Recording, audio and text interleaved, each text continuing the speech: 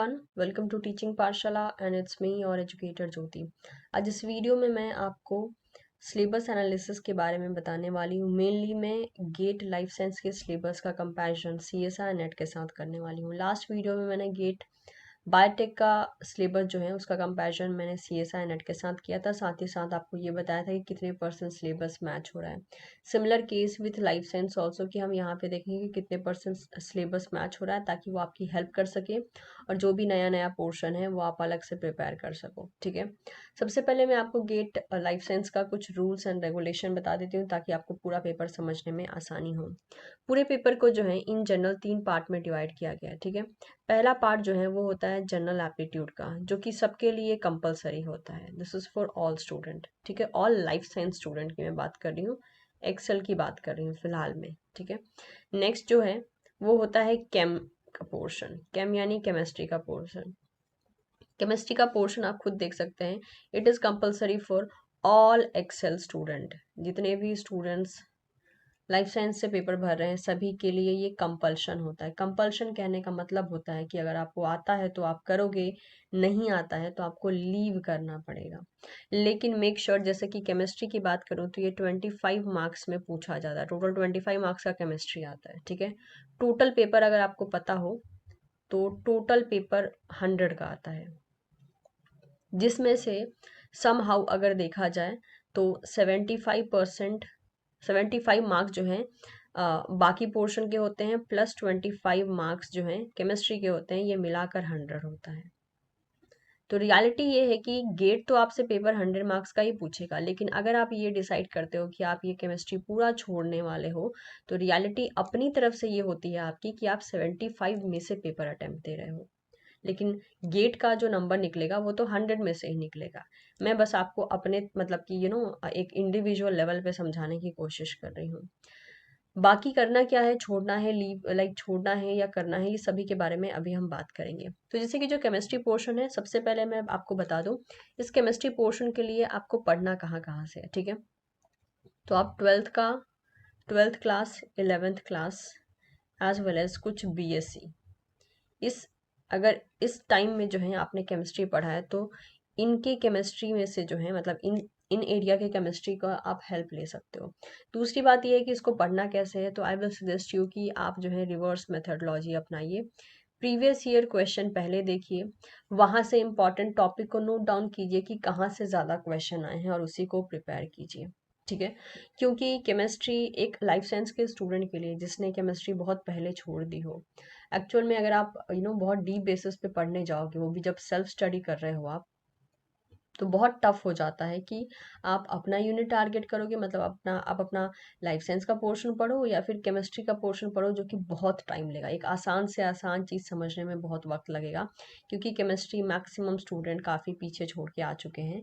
Max to max जहाँ तक मेरा मानना है, बीएससी तक आपने केमिस्ट्री पढ़ी होगी, अगर बहुत पढ़ी होगी। जैसे आई स्टिल रिमेंबर, हमारे में सेकेंड ईयर तक हमें केमिस्ट्री पढ़ाई गई थी बीएससी में, उसके बाद हमने नहीं पढ़ी। तो आज के टाइम में अगर मैं भी बैठने जाऊँ केमिस्ट्री लेकर तो छोटी से छोटी चीज़ मुझे समझने में बहुत वक्त लगेगा, क्योंकि बहुत लंबा टाइम हो चुका है। Similar case with all the students also. ठीक है, तो रिवर्स मेथोडोलॉजी जो है आपको यूज़ करना है फॉर केमिस्ट्री प्रिपरेशन। तो केमिस्ट्री के सिलेबस के बारे में मैं बात करूंगी।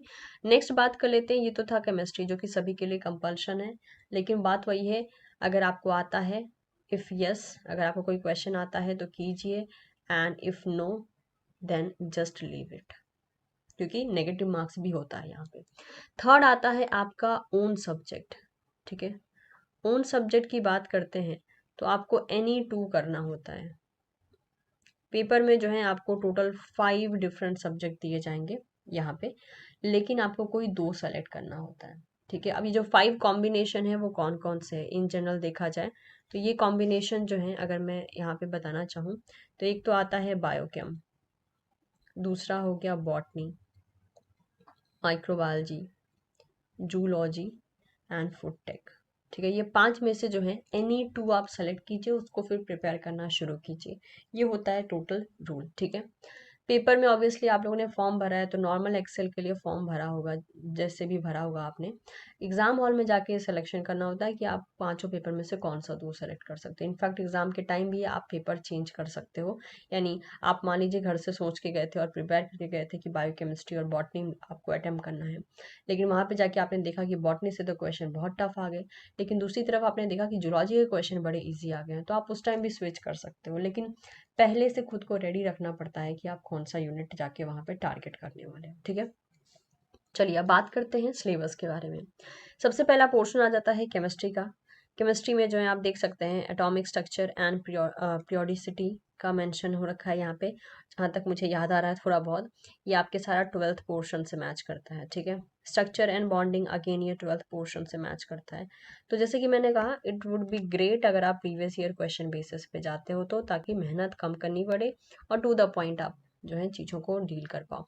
अगेन SPD ब्लॉक एलिमेंट ये आपके 11th एंड 12th दोनों में ही था ये। केमिकल इक्विलिब्रिया जहाँ तक याद आ रहा है 12th का पोर्शन है ये। इलेक्ट्रोकेमिस्ट्री अगेन 11th में भी थी एंड 12th में भी थी। रिएक्शन काइनेटिक्स 12th में थी। थर्मोडायनामिक्स 12th में थी। अब ये डिपेंड करता है, अगर जैसे कि आप अलग बोर्ड के हैं तो आपको 11th में पढ़ने को मिला होगा। मैं अपने बेसिस पे बता रही हूँ, मैं CBSE बोर्ड से थी तो जहाँ तक मुझे याद आ रहा है उसी के अकॉर्डिंग मैं आपको बता रही हूँ। Again structure, reactivity, correlation and organic reaction mechanism, SN1 SN2 reaction काफ़ी ज़्यादा इंपॉर्टेंट पोर्शन हो जाता है ये। तो अगेन ये भी जो है आपके 12th एंड प्लस 11th दोनों पोर्शन से हैं, ठीक है। नेक्स्ट है केमिस्ट्री ऑफ बायोमोलिक्यूल्स। तो ये तो पोर्शन जो है आपको थोड़ा बहुत बायोकेमिस्ट्री से मैच होता हुआ दिख जाएगा, ठीक है। तो ये थे आपके केमिस्ट्री के पोर्शन। तैयारी कहाँ से करने हैं आप देख रहे हैं, 11th 12th का पोर्शन ही मैच हो रहा है। नेक्स्ट बढ़ते हैं बायोकेमिस्ट्री की तरफ, ठीक है। अब यहाँ से शुरू होता है आपका असली पोर्शन कि यस कौन सा पढ़ना है, कौन सा क्या करना है, कौन सा इग्नोर करना है। बायोकेमिस्ट्री के पोर्शन में जो है बहुत चालाकी की है गेट वालों ने। बायोकेमिस्ट्री के पोर्शन में लगभग मैक्सिमम यूनिट डाल दिया है। तो इनडायरेक्टली जो है कहने को सिर्फ ये बायोकेमिस्ट्री, इसमें बहुत कुछ है। जैसे कि पहला पोर्शन अगर आप ध्यान से देखते हैं तो ये आपका CSIR के साथ एज इट इज मैच हो जाता है, नो डाउट, ठीक है। नेक्स्ट देखिए, नेक्स्ट में बहुत कुछ है। Enzyme kinetics, photosynthesis, Calvin cycle, gluconeogenesis, coenzyme, TCA cycle, सब कुछ जो है बायोकेमिस्ट्री का पोर्शन भर दिया गया है। अगेन ये CSIR से पूरा मैच हो जाता है। नेक्स्ट आते हैं थर्ड पोर्शन, सेक्शन C में आते हैं, थर्ड में आते हैं। यहाँ पे है बायोकेमिकल सेपरेशन टेक्निक। अगर आप ध्यान से देखें इसको तो ये जो आपके CSIR नेट का पोर्शन है ना टेक्निक का, ये वही है। तो अगेन ये भी मैच हो जाता है एज इट इज CSIR के साथ, ठीक है। नेक्स्ट देखिए फोर्थ पोर्शन। फोर्थ अगर आप ध्यान से देखते हैं तो ये आपके एक्चुअल में सेल बायोलॉजी का पोर्शन है, ठीक है। और ये भी जो है पूरा का पूरा CSIR के साथ मैच हो जाता है। नेक्स्ट आता है सेक्शन 5 जिसमें है, ओके आप ध्यान से अगर देखते हैं तो ये पूरा का पूरा मॉलिक्यूलर बायोलॉजी है। लेकिन देखिए ये सब कुछ जो है बायोकेमिस्ट्री में ऐड किया गया है, और ये भी आप आराम से CSIR के सिलेबस को कवर अप कर रहे हो, तो अगर वहीं पे मतलब जो अगर आपने कवर किया है CSI का सिलेबस तो ये वहीं पे कवर अप हो जाएगा। सेक्शन 6 जो है इम्यून सिस्टम है। अगेन ये इम्यूनोलॉजी ही है। देखिए कितनी आसानी से इम्यूनो को जो है इन्होंने बायोकेमिस्ट्री में डाल दिया है और कहने को ये बायोकेमिस्ट्री हो गई है, ठीक है। और ये अगेन CSR का पोर्शन है, प्लस सब कुछ टीवी पे मिल जाएगा। आने वाले टाइम में भी बहुत कुछ लेक्चर्स जो हैं आपके लिए अपलोड किए जाएंगे, यानी टीचिंग पाठशाला पे ही ये लेक्चर्स आपको मिल जाएंगे इम्यून सिस्टम एंड इम्यूनोलॉजी से रिलेटेड। नेक्स्ट आते हैं 6 हो गया, ओके। तो इतना कुछ पोर्शन था, ठीक है। तो देखिए बायोकेमिस्ट्री में इम्यूनोलॉजी भी आ गया, mol bio, cell bio, techniques and biochemistry itself. तो कहने को ये बायोकेमिस्ट्री है, बहुत स्मार्टली यहाँ पे बहुत सारी यूनिट्स डाल दी गई हैं। अब आता है नेक्स्ट बॉटनी जिसका सब्जेक्ट कोड है XLR, ठीक है। प्लांट सिस्टमैटिक्स अगर इसको ध्यान से देखा जाए तो ये CSIR के टेक्सोनॉमी यूनिट से मैच करती है, ठीक है। जिन्होंने पढ़ा है उनके लिए अच्छी बात है, जिन्होंने टेक्सोनॉमी नहीं पढ़ा है उनको ये पोर्शन अलग से पढ़ना पड़ेगा, नो डाउट। तो ये CSIR से मैच तो करता है लेकिन ये टेक्सोनॉमी यूनिट से मैच करता है।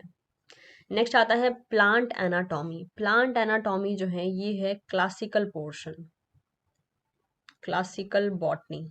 ये आपको अलग से प्रिपेयर करना पड़ेगा because as per my knowledge CSIR में प्लांट फिजियोलॉजी ज़्यादा है rather than a classical botany portion.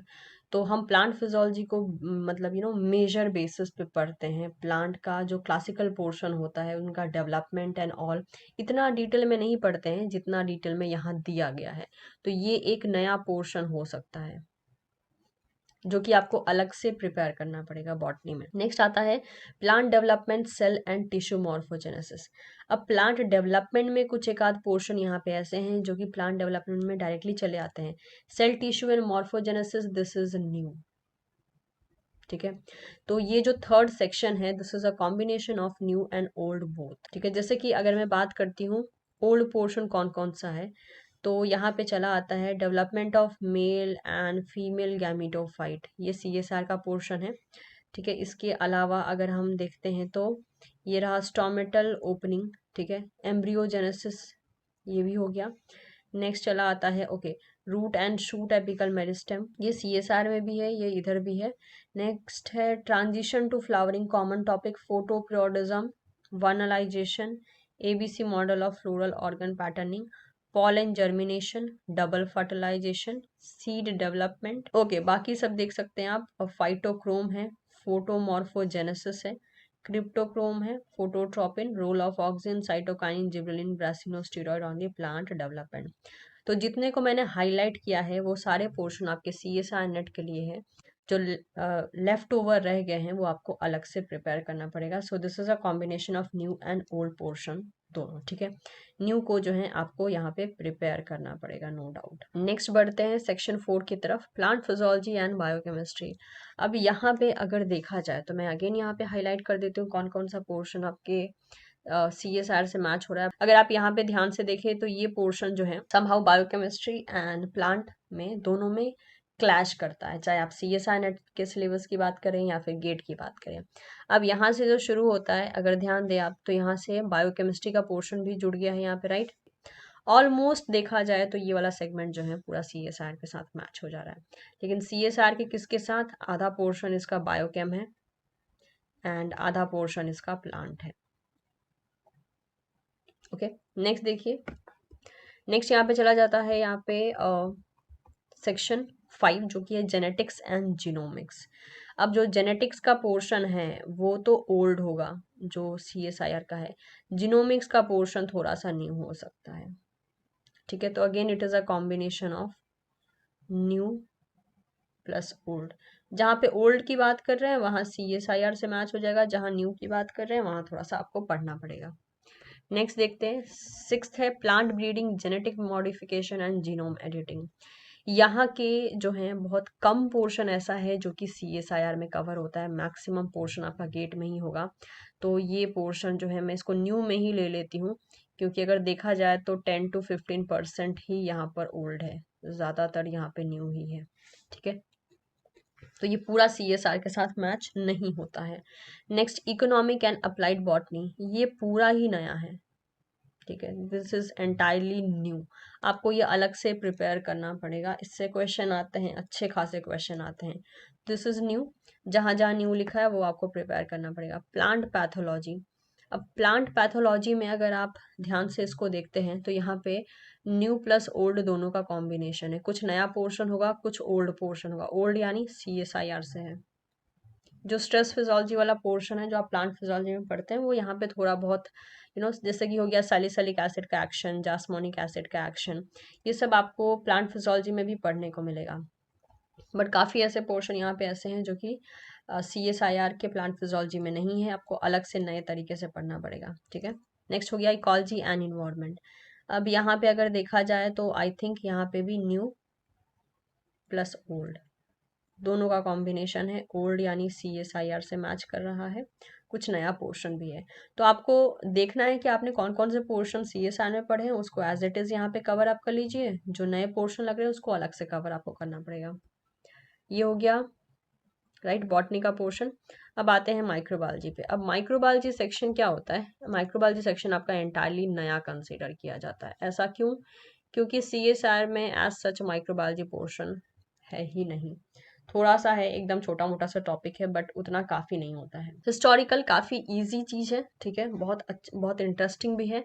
तो ये एकदम से नया हो जाता है, आपको प्रिपेयर करना पड़ेगा। मेथड्स इन बायोलॉजी, ये न्यू प्लस ओल्ड दोनों का कॉम्बिनेशन है, ठीक है, ओल्ड यानी CSI related. Microbial taxonomy, again ये न्यू है, आपको तैयारी करनी पड़ेगी। Prokaryotic cell structure and function, ये आपका आई थिंक ओके, क्योंकि माइक्रोब बेस्ड है तो ये न्यू होगा, क्योंकि नॉर्मल सेल बेस्ड नहीं है, प्रोकैरियोटिक सेल के बेसिस पे आपको इसको रीड करना पड़ेगा। माइक्रोबियल ग्रोथ, ओके, ये न्यू प्लस ओल्ड दोनों है, क्योंकि यही पोर्शन हम जो है एक्चुअल में पढ़ते हैं, माइक्रोबियल फिजियोलॉजी पढ़ रहे होते हैं CSR में।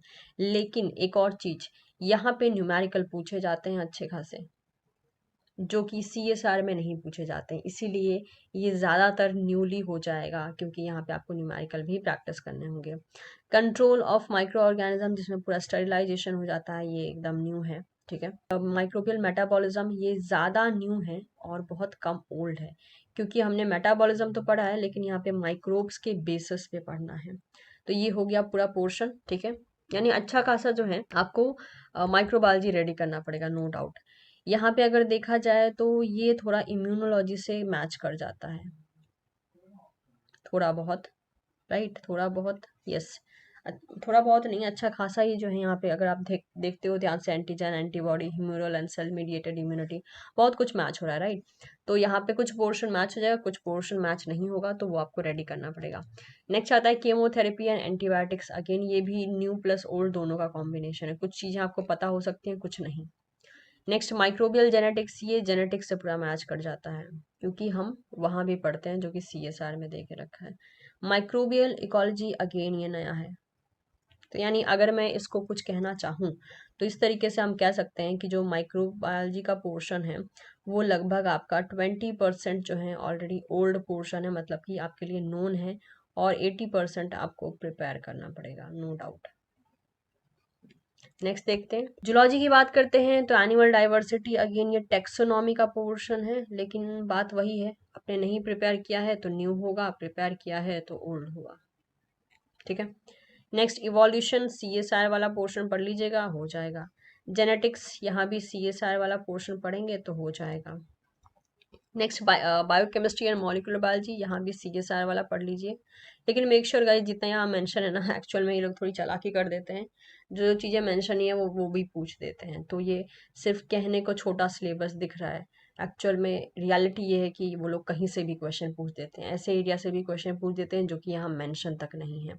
तो खुश नहीं होना है ये देख के कि हाँ सिर्फ 2 लाइन का सिलेबस है, बहुत बहुत छोटा है, नहीं, आप जितना पढ़ लो ना उतना काफ़ी है, क्योंकि ये लोग बहुत कुछ एडिशनल भी पूछते हैं जिसका कहीं भी मेंशन नहीं होता है। सेल बायोलॉजी, अगेन CSIR का कंप्लीट कर लीजिए। Gene expression in eukaryote, CSR का portion. Animal anatomy and physiology, ये नया है, आई मीन सॉरी, ये नया नहीं है, रादर टू से ये एनिमल फिजियोलॉजी है। अगर आपने एनिमल फिजियोलॉजी पढ़ी है तो अच्छी बात है, नहीं पढ़ी है तो यहाँ पे पढ़ना पड़ेगा, पढ़ी है तो आपके लिए ओल्ड हो जाएगा, नहीं पढ़ी है तो आपके लिए न्यू हो जाएगा। पैरासिटोलॉजी एंड इम्यूनोलॉजी, ये थोड़ा सा नया है, इसमें थोड़ा सा पैरासिटोलॉजी वाला एरिया जो है ये न्यू हो जाएगा, एंड इम्यूनोलॉजी जो है ओल्ड रहेगा। डेवलपमेंटल बायोलॉजी, अगेन ये ओल्ड ही है, मतलब कि CSR वाला पोर्शन ही हो जाएगा, क्योंकि ये थोड़ा सा डीप बेसिस पे भी जाते हैं डेव बायो के क्वेश्चन में। ओके, नेक्स्ट आता है इकोलॉजी, ये आप CSR वाला पोर्शन कर सकते हैं। नेक्स्ट एनिमल बिहेवियर, ये भी CSR वाला कर सकते हैं।